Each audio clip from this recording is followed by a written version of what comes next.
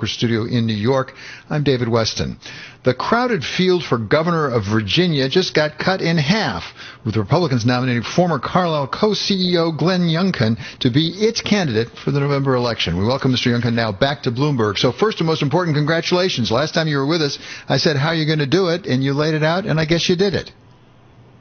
Well, David, thank you for having me back. We had a big weekend. There was a groundswell of support from Republicans all across Virginia, and we are running hard. Listen, we didn't waste a second, and we've got a real sharp plan to get moving and beat Terry McAuliffe in November. I've got a great group of running mates, too, in Winsome Sears as my lieutenant governor partner and Jason Miyares as my attorney general partner.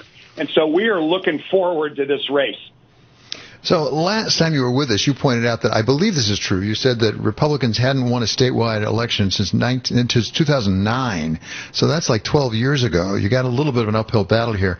How are you going to deliver the election? You got the nomination now. How are you going to get elected? Well, the first thing is 2009 also was the last time that in Washington we had Democrats in charge of both the House and the Senate and a Democrat president. And what's happened is that whole party has moved so far left, and what Virginians, Republicans, independents, and Democrats are recognizing is that what Terry McAuliffe represents is a very far left liberal side of the Democrat Party, and it is not consistent with Virginia values, and Virginians push back on this every time. 10 out of the last 11 gubernatorial elections in Virginia have gone opposite of the White House. And this is what I'm feeling across Virginia. There is a big movement afoot because they're on the wrong side of every one of the big issues in Virginia. I mean, we've got an economy that must get going. And the sad thing is Virginia's job recovery rate has only been 45% of what's been lost versus Texas, which is at 80%. We have got to get this economy open. We've got to get it moving.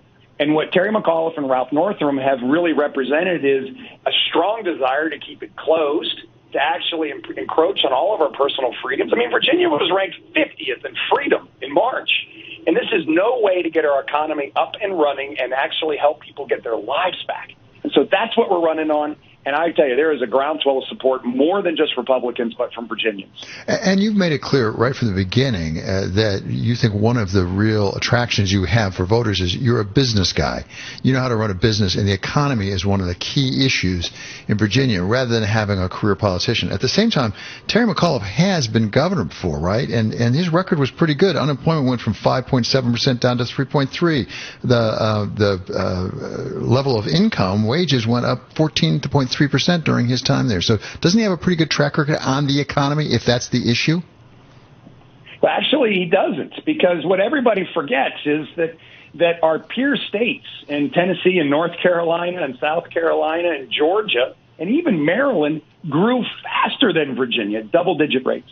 And we watched job creation, particularly in those states to our south, outpace Virginia substantially to the point of nearly 50% on average. And so what we saw was, in fact, faster growing economies around us, better job opportunities to the south, a higher cost of living on average than the rest of the country. And as a result, Virginia families have been moving away at a faster rate than they've been moving to Virginia from the other 49 states. And this is the canary in the coal mine that is just absolutely the legacy of the McAuliffe-Northam administration, which is Virginians are looking for better opportunities, better jobs, and lower cost of living elsewhere.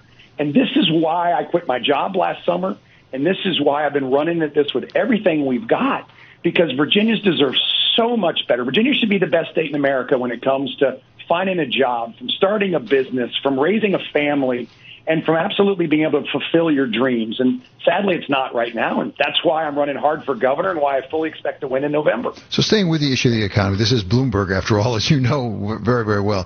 We like to talk about the first 100 days, going back to FDR. Give me your first 100 days if you, in fact, are an elected governor of the Commonwealth of Virginia. What do you want to do in the first 100 days? Well, I'll just give you day one. How about that? Okay. It will be open. We are going to open businesses.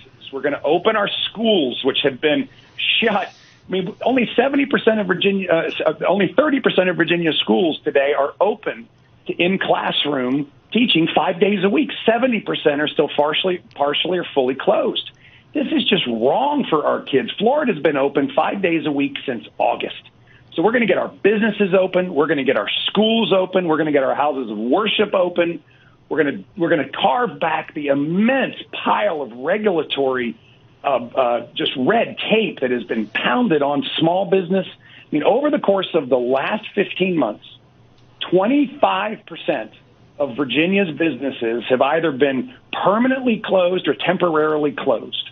And that is what the Terry McAuliffe, Ralph Northam legacy is for Virginia's business. And so we have to get open, carve back red tape, and get our economy moving before we can do anything else. As you know so well, sometimes before you can move forward, you have to put the past behind you. And right now, today, the Republican Party in the House of Representatives has been conflicting with itself over Liz Cheney and whether, in fact, President Biden's election was legitimate or not. A lot of people want to put it behind them, not talk about it. But you're going to get asked this question, debate or some other way. When you're asked the question flat out, was the election in 2020 legitimate or not, what are you going to say? I'm saying, of course. He's our president. He slept in the White House last night. He's addressed a joint session of Congress.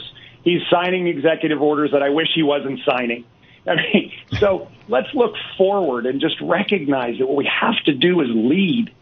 We have to absolutely get out from this pandemic, get open, focus on those issues that are most important, not only to Virginians, but to Americans, is to create a land of opportunity again. And I think that Terry McAuliffe and Ralph Northam are on the wrong side of every one of these issues. I mean, listen, Terry McAuliffe actually wants to take away Virginia's right to work status. And I am going to defend that to the last.